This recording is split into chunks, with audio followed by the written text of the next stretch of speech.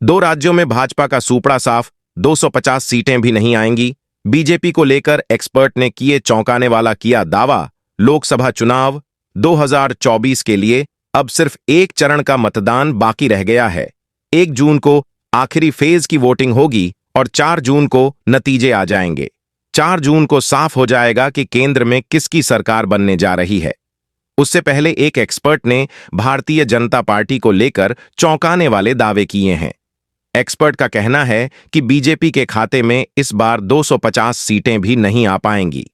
News x के अनुसार expert Ravi Srivastava ने बीजेपी को लेकर कहा है कि इस बार उसके खाते में सिर्फ 240 सीटें ही आएंगी, जबकि 2 राज्यों में पार्टी का सूपड़ा साफ हो जाएगा।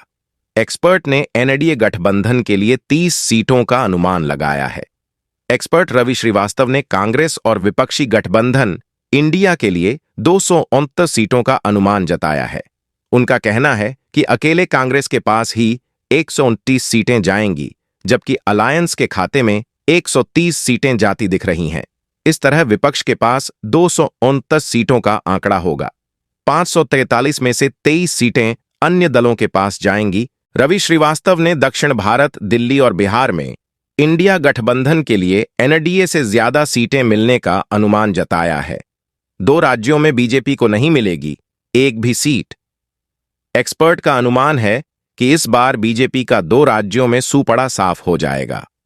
दिल्ली की 7 सीटों में से 1 पर भी जीत नहीं मिलेगी, जबकि दक्षिण भारत की तमिलनाडु सीट पर भी बीजेपी के खाते में कोई सीट नहीं आने वाली। रवि श्रीवास्तव के अनुसार दिल्ली की सभी सीटें इंडिया गठबंधन के पास जाएंगी। कांग्रेस को 3 और आम आदमी पार्टी एएपी को 4 सीटों पर जीत मिलेगी। तमिलनाडु की 29 सीटों में से 17 द्रविड़ मुनेत्र काशगम को जाएंगी, जबकि कांग्रेस के पास 7 और इंडिया गठबंधन को 14 सीटों पर जीत मिलेगी। रवि श्रीवास्तव के अनुसार दक्षिण भारत के एक और राज्य कर्नाटक में भी कांग्रेस बीजेपी से आगे रहेगी। 28 में से 6 सीट बीजेपी और 1 सीट जनता दल सेक्युलर के पास जाएगी। वहीं कांग्रेस के पास 21 जाति दिख रही हैं। कर्नाटक में अभी कांग्रेस की ही सरकार है। एक्सपर्ट रवि श्रीवास्तव के अनुसार मध्य प्रदेश, राजस्थान, गुजरात और उत्तर प्रदेश में बीजेपी की सीटों का आंकड़ा कांग्रेस से ज्यादा रहेगा। एमपी की 29 में से 17, राजस्थान की 25 में से 17, गुजरात की 26 में से 18 और उत्तर प्रदेश की 80 में से 54 सीटों पर बीजेपी को जीत मिल सकती है। हालांकि एक्सपर्ट का यह भी कहना है कि यूपी में पिछली बार के मुकाबले बीजेपी की सीटें कम हो सकती हैं। वहीं एनडीए के पास 32 सीटें जा सकती हैं।